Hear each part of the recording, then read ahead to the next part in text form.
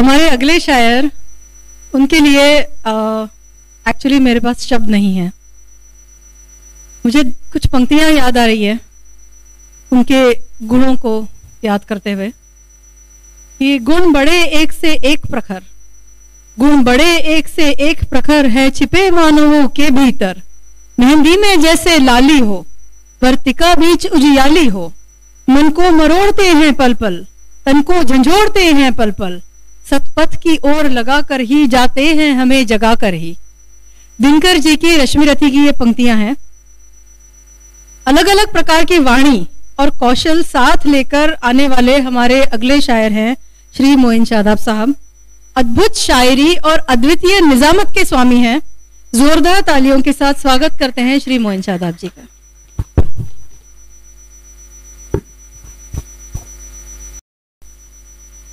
बड़े खानवादे से ताल्लुक़ है इनका और बड़ी शख्सियात में शुमार मुंशी हरगोपाल तुफ्ता जो गालिब के शागिर्द थे, उस खानवादे से ताल्लुक़ है आपका, तो हम तो यूं ही हमारा सर अकीदत से झुक जाता है।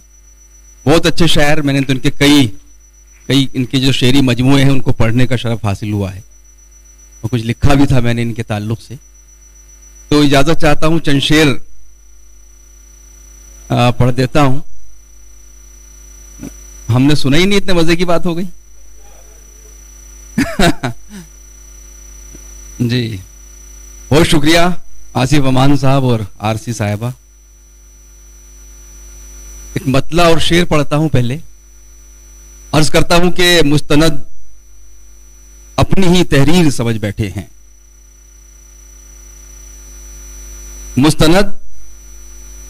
मुस्तनद अपनी ही तहरीर समझ बैठे हैं।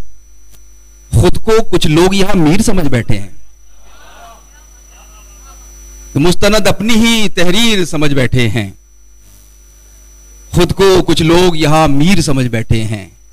और शेर पढ़ रहा हूं बतौर खास मृदुला टंडन साहिबा।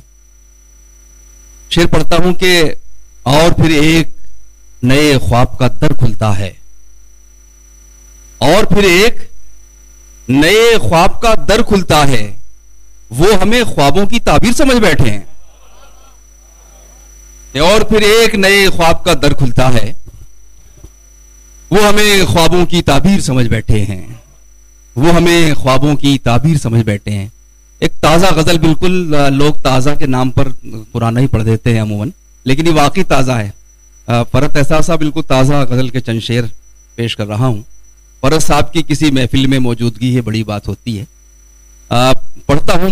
गालिब की ज़मीन में एक प्रोग्राम हुआ था अभी गालिब एकेडमी में, उसमें चंद शेर मैंने जसारत की है।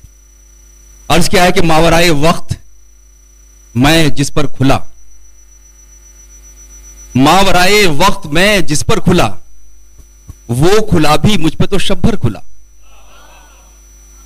मावराए वक्त मैं जिस पर खुला, वो खुला भी मुझ पे तो शब्भर खुला।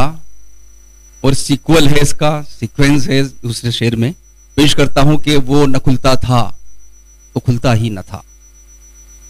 वो न खुलता था, वो न खुलता था तो खुलता ही न था। खुल गया एक दिन तो फिर अक्सर खुला।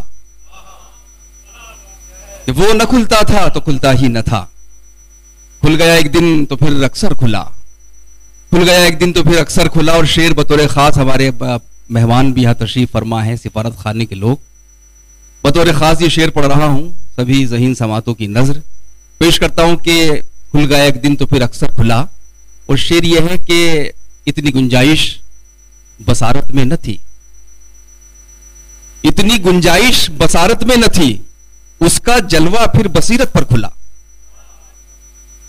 इतनी गुंजाइश बसारत में न थी, उसका जलवा फिर बसीरत पर खुला। उसका जलवा फिर बसीरत पर खुला।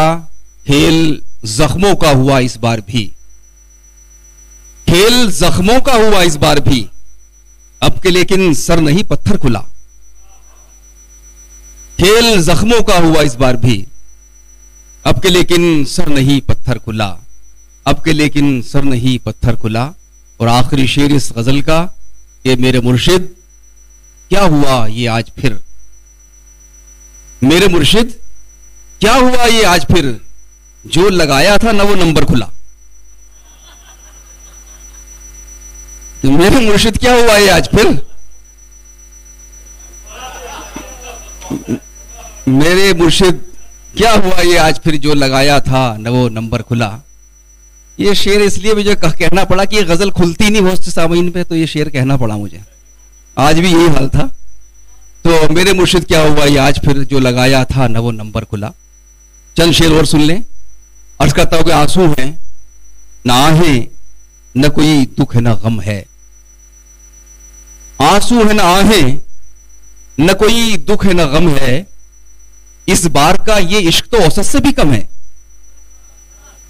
आंसू है न आहें, न कोई दुख है न गम है। इस बार का ये इश्क तो औसत से भी कम है।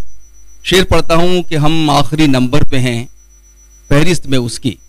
इसमें रदीफ बदल गई है लाशऊरी तौर पर, तो मैं इसलिए आगाह कर देता हूं कि हमारे बहुत से अहबाब की खूबी होती है कि वो कैलकुलेशन करने लगते हैं फौरन, शेर सुनते नहीं, तो शेर मर जाता है। तो मैं बता देता हूं कि इसमें लाशऊरी तौर पर रदीफ बदली है, तो उस पर तवज्जो न दे, शेर सुन लें। हाँ, अर्ज करता हूं कि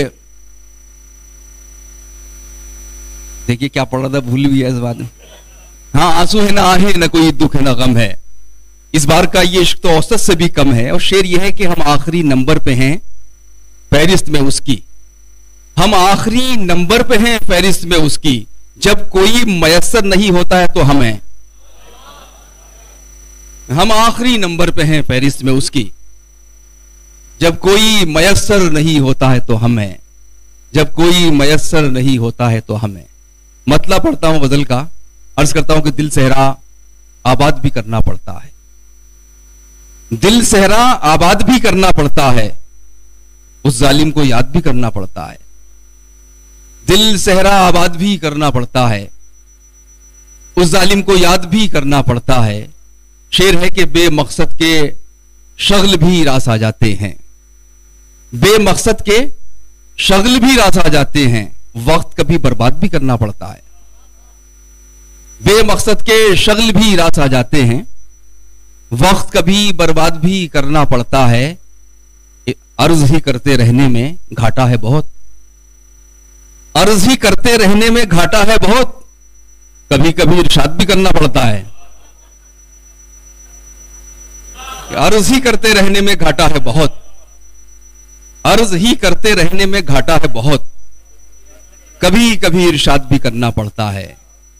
कभी कभी इरशाद भी करना पड़ता है। और बड़े अच्छे इशार सुनाए नए लोगों ने, उनकी नजर करता हूं। शेर के आमद के कायल तो हम भी हैं लेकिन, आमद के कायल तो हम भी हैं लेकिन फन पारा ईजाद भी करना पड़ता है। आमद के कायल तो हम भी हैं लेकिन फन पारा ईजाद भी करना पड़ता है। फन पारा ईजाद भी करना पड़ता है। जलवों के खुशरंग परिंदों की खातिर, जलवों के खुशरंग परिंदों की खातिर आंखों को सयाद भी करना पड़ता है। जलवों के खुशरंग परिंदों की खातिर आंखों को सयाद भी करना पड़ता है। अर्ज ही करते रहने में घाटा है बहुत। कभी कभी इरशाद भी करना पड़ता है। आखिर में दो शेर बस पढ़ के इजाजत चाहता हूं।